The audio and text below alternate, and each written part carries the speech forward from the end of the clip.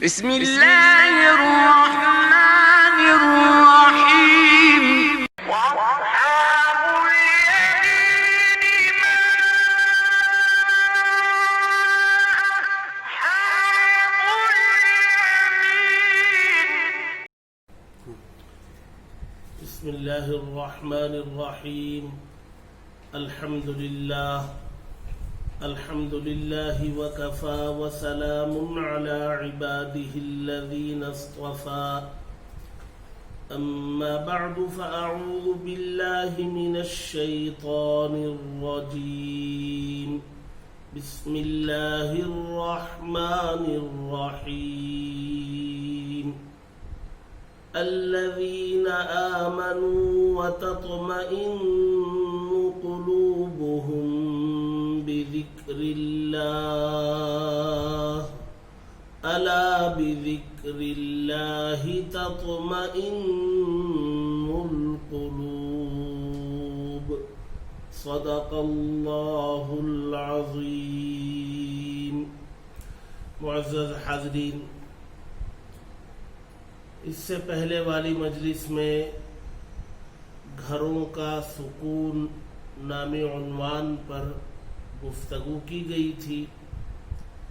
بتایا گیا تھا گھروں میں داخل ہونے کے موقع پر اللہ کے نبی صلی اللہ علیہ وسلم کے بتائے ہوئے طریقے پر عمل کر لینا اور عمل کرتے ہوئے گھر میں داخل ہونا یہ انسان کو گھریلو سکون فراہم کرتا ہے اور گھر کا آدھا ماحول تقریباً اس کے ذریعے درست ہو جاتا ہے.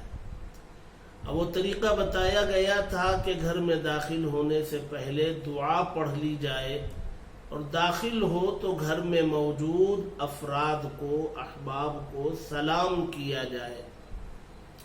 اس کی تفصیل گزر چکی ہے اور اس کے ذریعے گھر میں ایک ماحول پیدا ہو گیا. آپ نے سب کو دعائیں دیں، سبوں نے آپ کو دعاؤں کے ذریعے استقبال کر لیا، آدھا ماحول درست ہو گیا. آج کل ہمارے اپنے معاشرے میں، ہمارے گھروں میں اس کا رواج نہیں ہے. نہ دعا کا اہتمام، نہ سلام کا اہتمام. دعا تو یاد ہی نہیں رہتی، بلکہ ہمیں مسجد میں داخل ہوتے ہوئے بھی دعاؤں کا اہتمام نہیں ہوتا ہے، تو گھر میں کیسے ہو جائے گا؟ اور سلام ہم اوروں کو کرنا اپنی شان کے خلاف سمجھتے ہیں. یہ سمجھتے ہیں کہ سلام چھوٹوں کو کرنا چاہیے اور سلام کرنے والا چھوٹا ہوتا ہے. یہ ذہنیت نے ہمیں اس عظیم ترین اللہ کے نبی کی سنت کو اپنانے اور عمل کرنے سے روک دیا. یہ غلط سوچ ہے.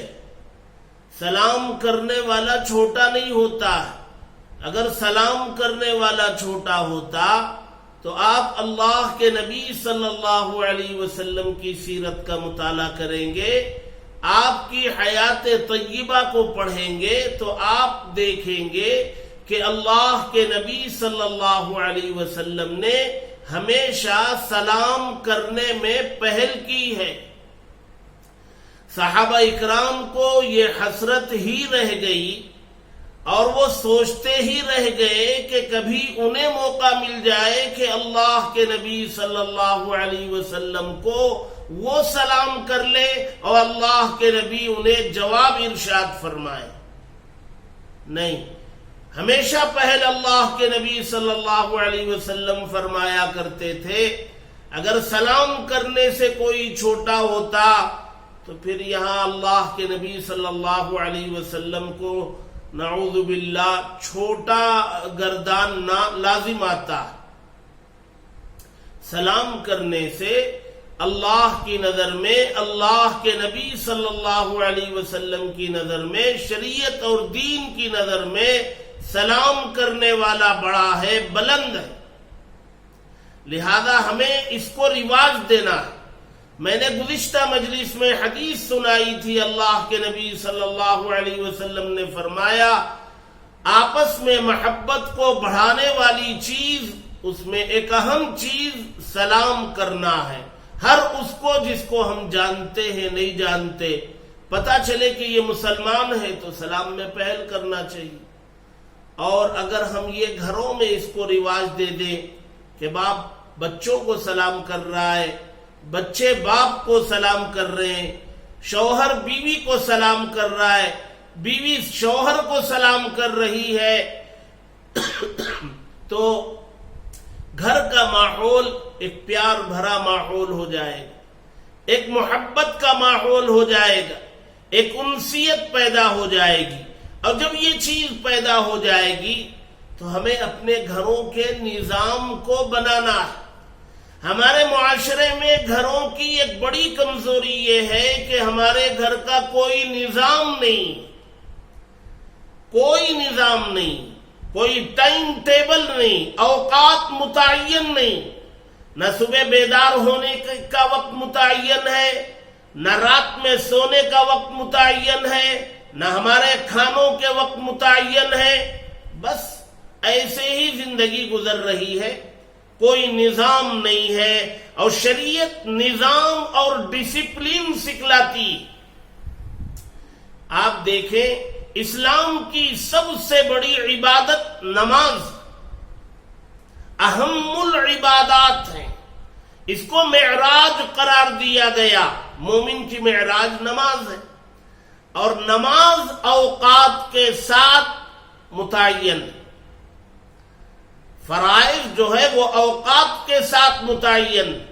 آپ کو فجر کی نماز صبح صادق کے بعد طلوع آفتاب سے پہلے پڑھنی، اور ظہر کی نماز زوال کے بعد پڑھنی، اور عصر کی نماز غروب سے پہلے پڑھنی، اور مغرب غروب کے بعد، اور عشاء رات میں مغرب کے 1.5-2 گھنٹے کے بعد. یہ نمازوں کو اوقات کے ساتھ متعین کر کے شریعت مسلمانوں کو اپنی زندگی کے نظام کو مقرر اور متعین کرانا چاہتی. نمازوں کے ذریعے یہ تعلیم دی جا رہی ہے کہ آپ کا ہر کام یہ مقررہ وقت میں ہو. آپ ہر کام کے لیے ایک وقت طے کر کے رکھیں. آپ کا نظام زندگی یہ منظم ہو، مرتب ہو، منضبط ہو. یہ شریعت چاہتی ہے. اور ہم برسوں سے نماز پڑھ رہے ہیں، اور نماز کے ذریعے جو دی جانے والی تعلیمات میں اہم تعلیم اپنے کاموں کو اوقات کے ساتھ متعین کرنا، یہ ہماری زندگی میں آیا نہیں. لہذا سب سے پہلے ہمیں اپنے گھروں میں نظام بنانا ہے کہ گھر میں اٹھیں گے کب، بیداری کا وقت کیا ہوگا. اب اس میں بالغ مرد بالغ عورتیں ہیں، ان کے لیے فجر کی نماز سے پہلے اس میں ان لوگوں کو بھی شامل کر لیا جائے جن کی عمریں 10 سال سے زائد ہیں. ان کے لیے فجر کس سے پہلے اٹھنا ان کو لازم قرار دیا جائے، اور رات میں سونے کا ایک وقت متعین ہو. اپنے سارے کاموں سے فارغ ہو کر کے اس وقت میں سب اپنے بستروں پر چلے جائے. صبح ہم اٹھ اس لیے نہیں پاتے کہ رات میں ہمارے سونے کا وقت متعین نہیں. آپ چلے جائیں مسلم علاقوں میں، محلوں میں، وہاں 12-1 بجے بھی آپ کو ایسا لگے گا جیسے کوئی دن ہو. جاگنے کی عادت ہے، رات دیر گئے تک جاگنا، صبح دیر گئے تک سونا. یہ اسلامی مزاج نہیں. اسلامی مزاج عشاء کے بعد آرام کرنا، دنیاوی کاموں میں، دنیاوی گفتگو میں لگنے سے منع کیا، اور کہا دیر گئے رات تک بلا وجہ کا جاگنا یہ صحت کے لیے بھی نقصان دہ ہے، یہ ایمان کو کمزور بھی کرتا ہے. ظاہر سی بات ہے جب آپ فجر میں اٹھ نہیں پائیں گے تو نماز وقت پر ادا نہیں ہو سکے گی. تو آدمی کو اپنے فجر کی نماز میں اٹھنے کا فکر سوار ہونا چاہیے. تو ہمارے اوقات متعین ہو، ناشتے کا، کھانے کا، اور جو مرد حضرات باہر کام و کاج کے لیے جاتے ہیں، رات ان کے گھر واپس آنے کا وقت متعین ہو، اتفاق سے کبھی کوئی دیر ہو جائے تو گھر اطلاع کر دی جائے، ورنہ آنے کا وقت تو متعین ہو۔ کتنے گھر ہلاک و برباد اس لیے ہو گئے کہ مرد حضرات رات میں بلا وجہ تاخیر سے پہنچتے ہیں، انہیں کوئی کام نہیں ہوتا، 12 بجے 1 بجے رات تک باہر دوستوں کے ساتھ بیٹھنا، کھڑے رہنا، اوقات کو ضائع کرنا اور پھر گھر پہنچنا، اس سے کئی گھر تباہ و برباد ہو گئے۔ بہرحال گھروں کے اندر سکون کے لیے ہمیں نظام بنانا ہے، سونے کا ایک وقت متعین ہو، جاگنے کا وقت متعین ہو، اور گھروں میں دین کو زندہ کرنا ہے۔ دین کو زندہ اعمال کے ذریعے کیا جاتا ہے۔ آدمی دین پر عمل کرے گا تو دین زندہ ہوگا، اور گھروں میں اعمال کے ذریعے دین کو زندہ کرنے کا ماحول بنانا ہے۔ سب سے پہلے 5 وقتہ نماز کے پابند خود بننا ہے، گھر والوں کو بنانا ہے، اور وہ نماز وقت کے اندر ادا ہو، اور بلا وجہ ان نماز کو تاخیر کر کے گھر میں بھی پڑھا نہ جائے۔ وقت کے اندر نماز پڑھنے کی عادت ہو۔ مرد حضرات اگر مساجد پہنچ کر پڑھتے ہیں، پڑھنا چاہیے، اور خواتین کو گھروں میں نماز کو اپنے وقت پر پڑھنا ہے، اور خواتین کے ساتھ چھوٹے بچے بچیاں وہ کھڑی ہو جائیں، اور مرد مسجد میں یقیناً نماز پڑھیں گے، لیکن گھر میں کوئی نفل پڑھنے کی عادت رکھنا چاہیے۔ اشراق ہو، چاشت ہو، گھر سے باہر نکلنے سے پہلے 2 رکعت پڑھنے کا معمول ہو، اس سے گھر کے ماحول کو بنانے میں مدد ملتی۔ نمازوں کا اہتمام ہو، قرآن مجید کی تلاوت کا اہتمام ہو، روزانہ کم از کم قرآن مجید کھولا جائے، کچھ نہ کچھ اس کا حصہ تلاوت کیا جائے، گھر میں مرد بھی خواتین بھی۔ اور آج تو یہ ایک خواب ہو گیا، آج مسلمانوں کے گھروں میں قرآن مجید تلاوت کے لیے تو کھلتا نہیں۔ پہلے زمانے میں گھروں میں اس کا ماحول تھا کہ قرآن مجید کی تلاوت ہوتی تھی، بغیر کہے سنے گھر کی خواتین بھی قرآن مجید تلاوت کیا کرتی تھی، بچے بھی کرتے تھے، اور مرد حضرات بھی کیا کرتے تھے۔ اب تو ایک خواب کی طرح ہو گیا۔ اللہ کا کلام ہے، اس کے ذریعے اللہ کی برکتیں گھر پر نازل ہوتی ہیں۔ اللہ کے نبی صلی اللہ علیہ وسلم فرماتے ہیں کہ اگر ایک اللہ کا بندہ دعا میں مشغول ہے، اللہ سے مانگ رہا ہے، اپنی ضروریات مانگ رہا ہے، اور ایک اللہ کا بندہ یا بندی قرآن مجید کی تلاوت میں لگی ہے، قرآن مجید کی تلاوت میں مشغول ہے، اللہ کے نبی صلی اللہ علیہ وسلم فرماتے اللہ تبارک و تعالی اس دعا میں مشغول مانگنے والے بندے کو اتنا نہیں دیتے جتنا بغیر مانگے قرآن مجید کی تلاوت میں لگے ہوئے بندے یا بندی کو دیا کرتے۔ اس تلاوت میں بہت ساری بیماریوں سے شفا ہے، اس تلاوت میں انسان کی صحت میں، عمر میں اضافہ ہے، اس تلاوت میں گھروں کی برکتوں کے نزول کا بہترین ذریعہ۔ لیکن یہ تلاوت ہمارے گھروں میں نہیں ہوتی ہے، ظاہر سی بات ہے، گھروں کا سکون ہمیں کیسے میسر آئے؟ نماز ہے، قرآن مجید کی تلاوت ہے، اور پھر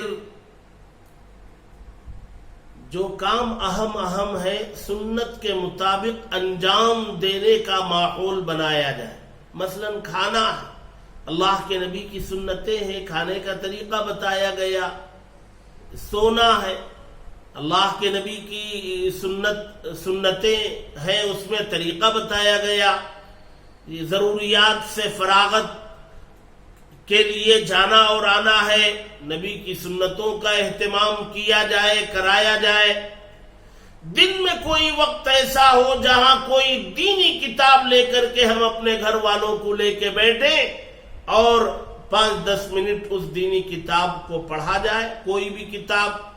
اور اگر کوئی پڑھنے والا نہیں ہے تو کسی اللہ کے ولی کا بیان 10-15 منٹ سب مل بیٹھ کر کے سنیں، اور پھر اس کے بعد اجتماعی دعا ہو جائے گھر کے اندر. آپ اندازہ لگائیں جس گھر میں میاں بیوی بچے سب بیٹھ کر کے اللہ سے مانگیں تو اس گھر کا ماحول کتنا اچھا بنے گا. اور ایسی دعائیں کرنے والے، نماز پڑھنے والے، تلاوت کرنے والے اور دینی کتاب کے پڑھنے اور دینی بیان کے مل بیٹھ کے سننے والے ایک دوسرے پر کہاں زیادتی کریں گے؟ اس گھر میں کہاں ظلم و زیادتی ہوگا؟ وہاں تو ہمدردی ہوگی، پیار ہوگا، محبت ہوگی، قربانی کا جذبہ ہوگا، ایک دوسرے کے کام آنے کا جذبہ پروان چڑھے گا. اور رات میں جب سونے کا وقت آئے تو تسبیح فاطمہ کا اہتمام کیا جائے، باوضو سونے کی کوشش کی جائے، تسبیح فاطمہ کا اہتمام کر کے سویا جائے. یہ اپنے گھر کو ایک مختصر سا نظام ہے. اس نظام کے تحت اگر ہم اپنے گھروں کو لے آئیں تو انشاءاللہ گھروں کا سکون ہمیں میسر آئے گا. آج کل موجودہ حالات میں گھروں میں رہنے کا موقع زیادہ مل رہا ہے، اور آج کل بچوں کے ہاتھوں میں موبائل اور انٹرنیٹ کی فراہمی، ان سب چیزوں نے اوقات کو ضائع کرنے پر لگا دیا ہے. بلا وجہ کا ہمارا وقت، بہت بڑا وقت ضائع ہو رہا ہے. ہمارے پاس جو وقت ہے اس کو کام میں لانا ہے، گھر کے ماحول کو دیندارانہ بنانا ہے. ایک بات اچھی طریقے سے یاد رکھے، دلوں کا سکون وہ دین پر عمل کرنے میں ہے. آپ کو آزمانا اگر ہے تو آپ اگر بے وضو ہوں تو نیت کر کے وضو کر لے، اور پہلے کی کیفیت اور بات کی حالت کا آپ اندازہ لگائے تو آپ کو لگے گا کہ وضو کرنے کے بعد میں بہت زیادہ مطمئن ہوں، بشاشت کے ساتھ ہوں. یہ صرف وضو کی برکت. پھر آدمی نماز پڑھ لے گا، پھر قرآن کی تلاوت کر لے گا، پھر اللہ سے دعا کر لے گا، پھر ہر کام سنت کے مطابق انجام دینے کی کوشش کرے گا، تو یقیناً وہ جو دولت ہے جس کو خریدا نہیں جا سکتا، جو خریدی نہیں جا سکتی، سکون، اور دنیا کے کسی بازار میں نہیں ملتی، وہ سکون ہمیں میسر آئے گی. لوگ بہت زیادہ پریشان ہیں، ڈپریشن میں ہیں، اور اسی ڈپریشن کی وجہ سے لوگ خودکشی کی طرف مائل ہوتے ہیں. اس ڈپریشن کی وجہ سے غصے میں ایسا اپنا نقصان کر لیتے ہیں جس کی تلافی نہیں ہو سکتی. ان سب چیزوں سے بچنے کے لیے ہمیں دین کو گھروں میں زندہ کرنا، اور زندہ کرنا عمل کے ذریعے ہوتا ہے. خود عمل کرنے والے بننا، اور گھر میں موجود بیوی بچوں کو عمل کے راستے پر لے آنا، پیار محبت سے، ترغیب سے ان کو لے آنا، تو گھر کا ایک جنت کا ماحول بنے گا. اس گھر میں رہنے کی طبیعت چاہے گی، ضرورت سے باہر نکلے گا تو گھر کی طرف واپس جانے کا خیال اسے ستاتا رہے گا. اس طریق پر ہم اپنے گھر کے ماحول کو بنا سکتے ہیں. اللہ تبارک و تعالی ہم سب کے گھروں میں خیر و برکات نازل فرمائے، اور گھروں کے ماحول کو دیندارانہ بنانے کی ہم سب کو مخلصانہ کوشش کرنے کی توفیق عطا فرمائے. آمین. وآخر دعوانا ان الحمد للہ رب العالمین.